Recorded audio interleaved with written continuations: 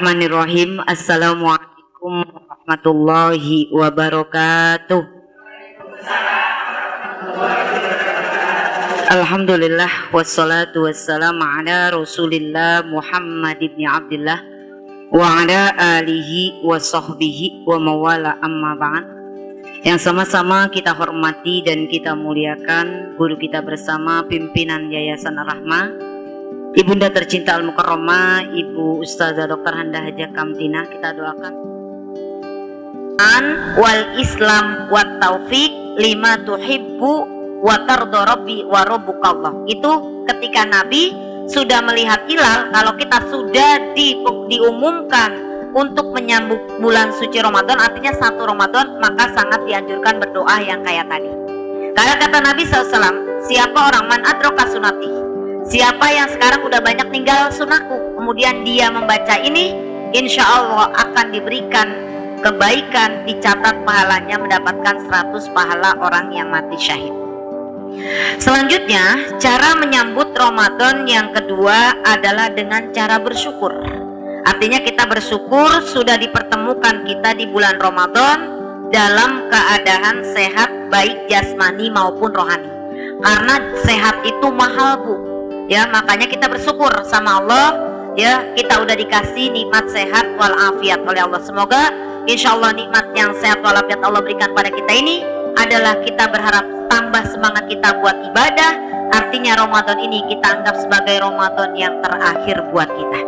Dan karena itu, Bu, bersyukur kita masih dikasih kesempatan oleh Allah. Ibu, di akhir-akhir Sya'ban ini, mumpung masih ada tinggal 6 hari lagi, ayo kita bersyukur masih dikasih kesempatan umur sama Allah.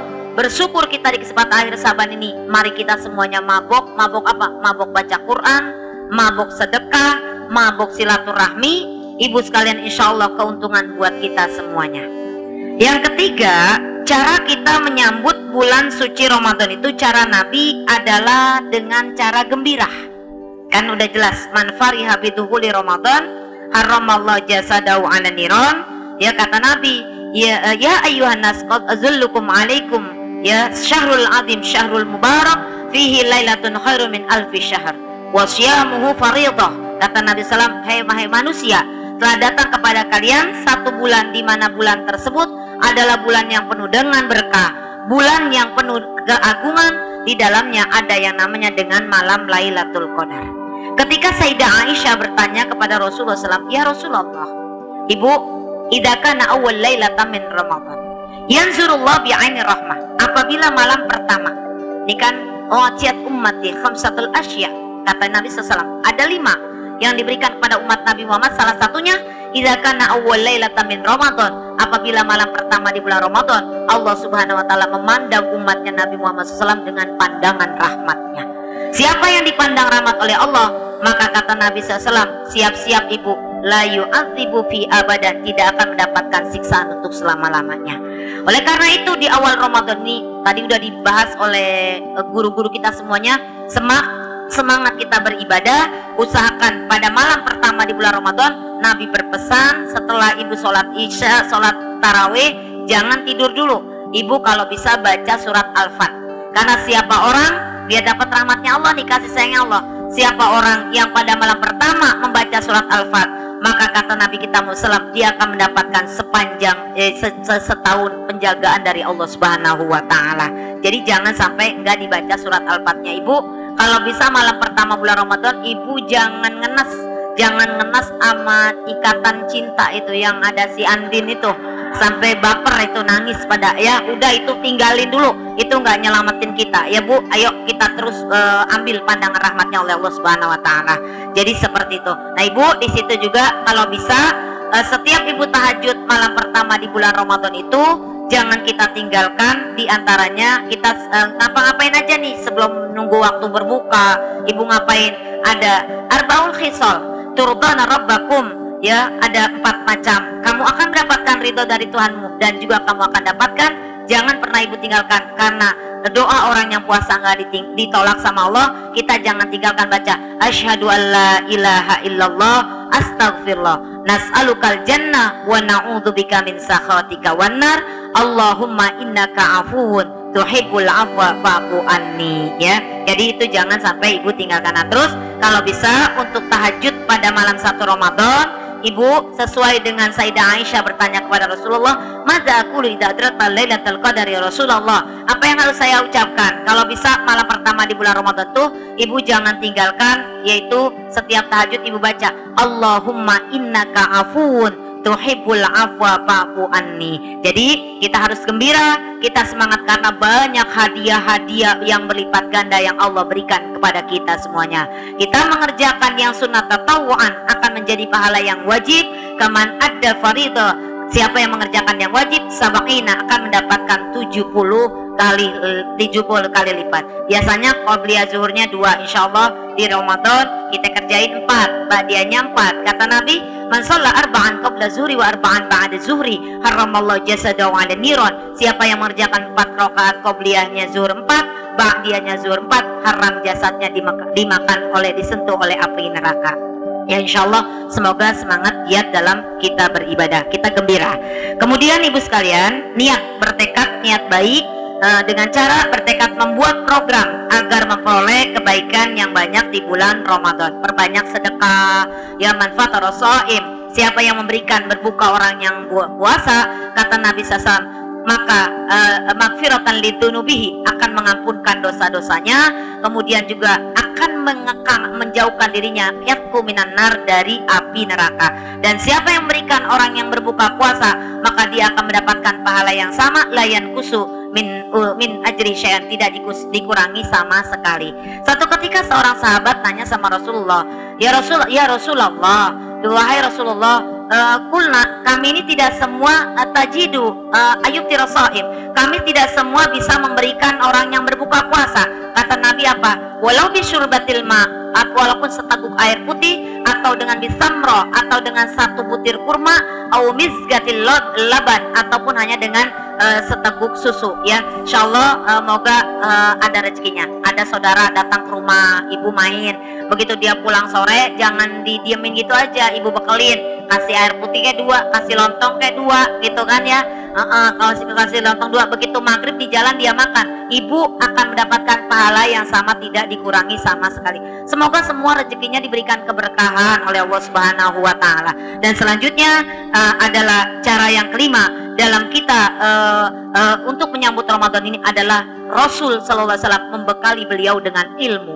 Puasa itu rukunnya paling sedikit di antara hukum-hukum syar'i yang lainnya. Hukum sholat ada yang 17, ada yang 13, nikah, haji 5, ya, jual beli 5. Tetapi rukun sholat ini harus bekali, kita mau puasa bekali dengan ilmu.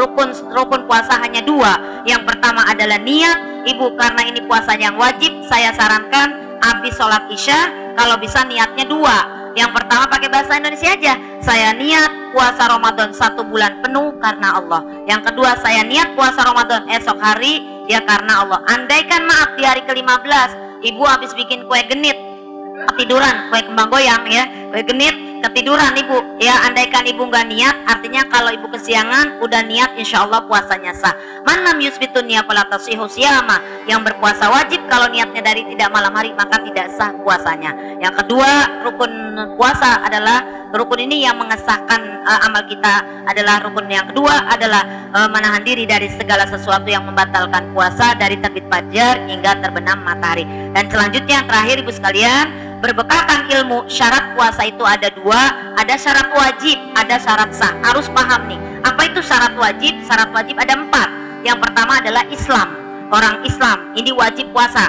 Kalau enci dia mau puasa nggak wajib, ya. Yang kedua adalah berakal, dia berakal atau sudah baligh, ini wajib dia berpuasa, ya. Kemudian yang ketiga adalah suci dari haid dan nifas. Yang keempat adalah mampu untuk berpuasa, ini bekali, ya. Kalau sakit, kalau lagi musafir misalnya, itu boleh untuk tidak berpuasa, tapi wajib mengqadhonya di hari-hari yang lain, ya. Orang yang hamil, orang yang menyusui, kalau dia khawatir dengan anaknya, maka di samping itu dia wajib membayar qadhonya di hari yang lain. Dia juga ibu sekalian harus diantaranya adalah membayar fidyah 3/4 liter, jadi gitu, ya.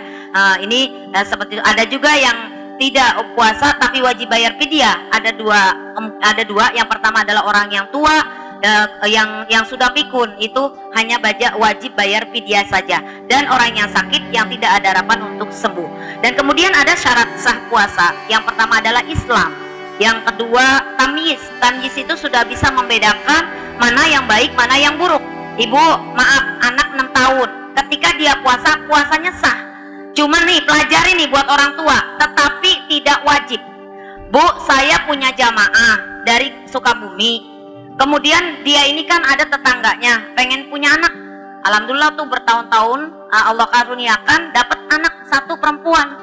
Dia seneng, terus anaknya usia 6 tahun sekolah. Dia dengar pengajian, katanya kalau anak belum balik dia puasa, pahalanya buat orang tuanya. Bu, bener itu.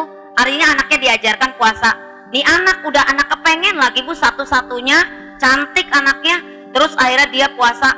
Pulang jam 11 dia bilang, "Mama, saya buka, Ma, saya aus, Ma." Apa kata ibunya? "Sabar ya, Nak ya. Sabar ya. Nah, kalau kamu puasa kan buat Mama nanti." Akhirnya Mama udah jam 1 nggak kuat. Sampai asar nggak kuat. Sampai udah jam 5, "Mama, aku udah nggak kuat." Udah pucat tuh anak, Bu.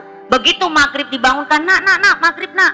Azan, Nak." Nggak tanya udah innalillahi wa inna ilaihi rajiun. Ini orang tua sama aja membunuh anak. Maka kita wajib pelajari ilmu puasanya. Ini untuk sah, ya, artinya sah dia puasa. Wajib kalau ibu punya anak begitu, misalnya jam 12 dia buka, ntar suruh lagi puasa begitu, ya. Terus suci dari haid dan nifas. Yang terakhir adalah bukan pada hari-hari yang diharamkan untuk berpuasa. Itu adalah bekali ilmu puasa, hal-hal yang sunnah, ya, menyegerakan berbuka puasa, jangan ditunda-tunda. Innallaha wa malaikatahu, ibu, ya, buat berbuka puasa, menyegerakan, ta'ajjalu, bersegera membuka puasa, ya, jadi jangan ditunda-tunda. Kemudian sunnahnya lagi bersahur, makan sahur. Tasaharu fi inna fi sahuril barokah. Bermakan sahurlah kalian karena dengan sahur itu ada keberkahan dari Allah. Innallaha wa malaikatahu yusholluna ala mutasakhirin. Sesungguhnya Allah dan para malaikat mendoakan orang-orang yang makan waktu sahur. Dan ini aja, Bu, yang dapat saya sampaikan. Insyaallah ada berkahnya. Dan ingat, mohon maaf terakhir, jangan lupa bagi yang punya suami, tolong jangan bikin PR sama suaminya.